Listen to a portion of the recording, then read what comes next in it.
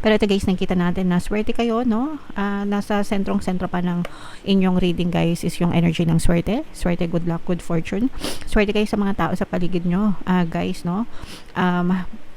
Parang kinagigiliwan, aaliwan, no? Kayo ng mga tao sa paligid nyo. Especially guys, kung nasa social media kayo kasi you are surrounded by very loving people, mga kapiksi. Nakikita natin yung support system sa inyo guys. So,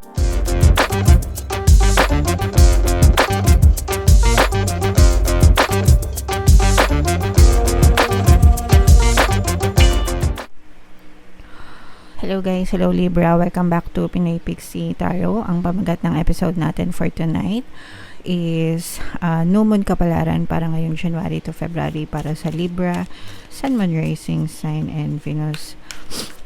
Yung ating New Moon guys ngayong January ay sa January 29 mga kapiksi. Happy Chinese New Year. And yung next na tawag dito yung next na New Moon naman natin mga kapiksi ay sa February 27 guys. So ang reading na to ay para sa period na yan. And ito yung ating moon messages guys para sa inyo.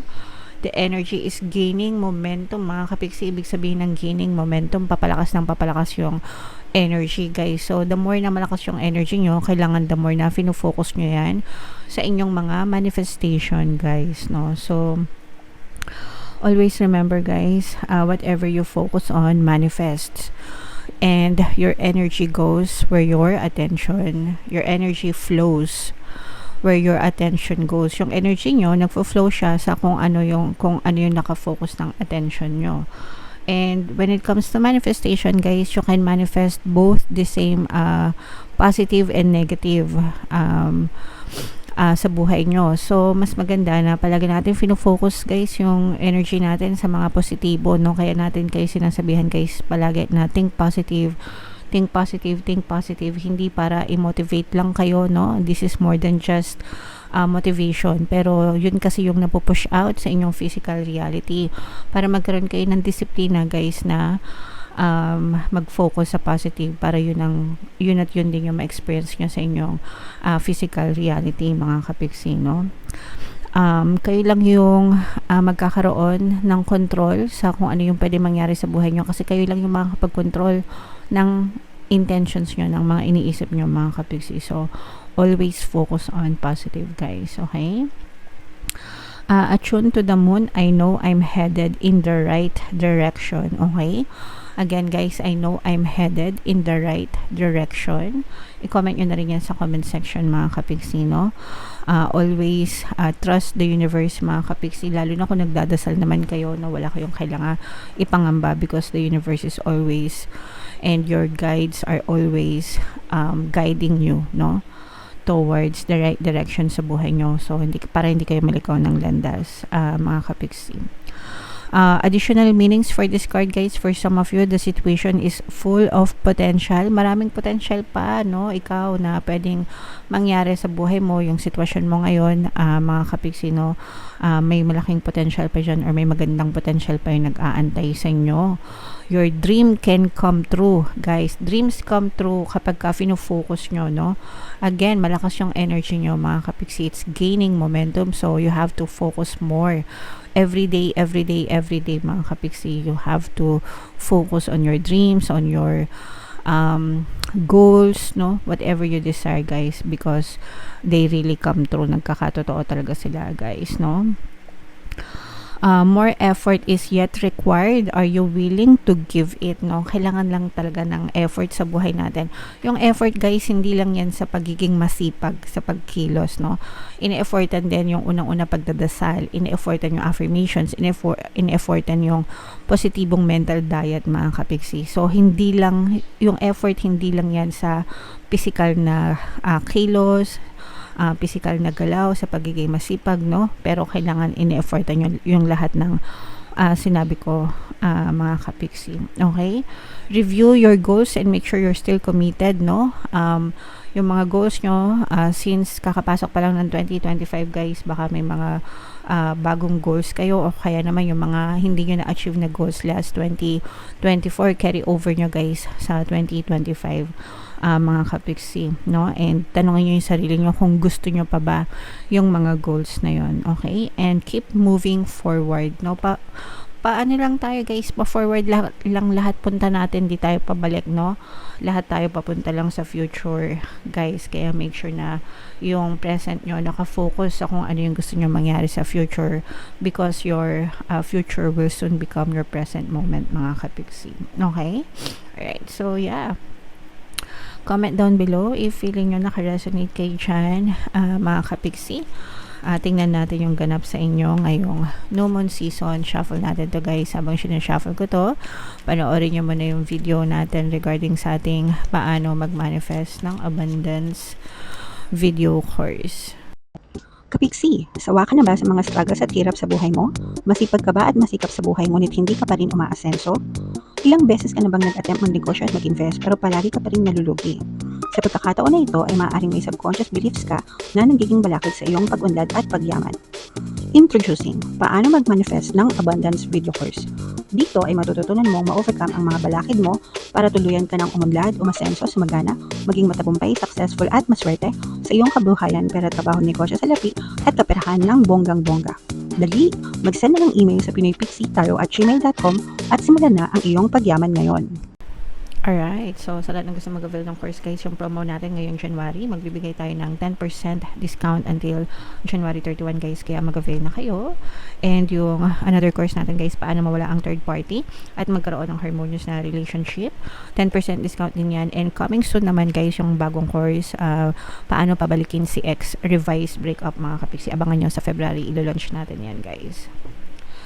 So, Libra, kayo ay na-represent ng Father of Swords. Ito yung ating moon energy, mga kapiksi.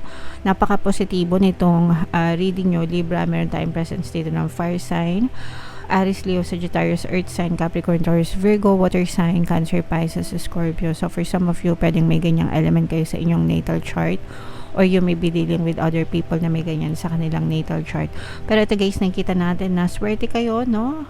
Nasa sentrong-sentro pa ng inyong reading guys is yung energy ng swerte, good luck, good fortune. Swerte kayo sa mga tao sa paligid nyo, guys, no? Parang kinagigiliwan,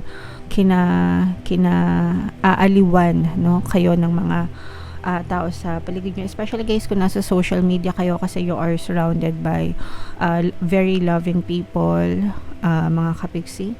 Nakikita natin yung support system sa inyo guys. So sa mga kapiksi natin na nasa social media, kung kayo ay nagko-content creator or nagnenegosyo, no, sometimes hindi lang puro content creation yung nasa social media, minsan mga business din, di ba? They use social media para umangat yung business nila. So nakikita natin na maraming tao talaga yung sumusuporta sa inyo. So suswertehin kayo ngayong season na to, and malaki yung maitutulong nila para magkaroon ng mga magagandang changes and magagandang pagbabago. Actually gumaganda, no, Libra, gumaganda yung takbo ng swerte sa inyo, or nagbabago yung takbo ng swerte sa inyo ngayong 2024, 2025, ngayong new moon season. Napapansin nyo na parang umiikot ng maganda, parang bumabalik din, no? Ibig sabihin nito, paikot-ikot yung swerte sa buhay nyo, mga kapiksi. You will experience one thing over another and another and another, okay? Na talagang parang hinahatak mo yung swerte sa buhay mo, umiikot, hinahatak yung swerte sa buhay, okay? So ito guys, i-mind nyo na yan sa comment section. Mine, magandang ikot ang swerte, swerte ako sa lahat ng aspeto ng buhay ko. Yan, palagi nyo sabihin yan guys, no? Para talaga swertehin kayo, and ito mga magagandang changes sa pagbabago na to, hatakin nyo, mga kapiksi. For some of you guys, no, kung meron kayong mga anak, parang suswertehin din kayo sa kanila, mga kapiksi, or sila yung nagdadala ng swerte sa inyo, yung mga anak nyo.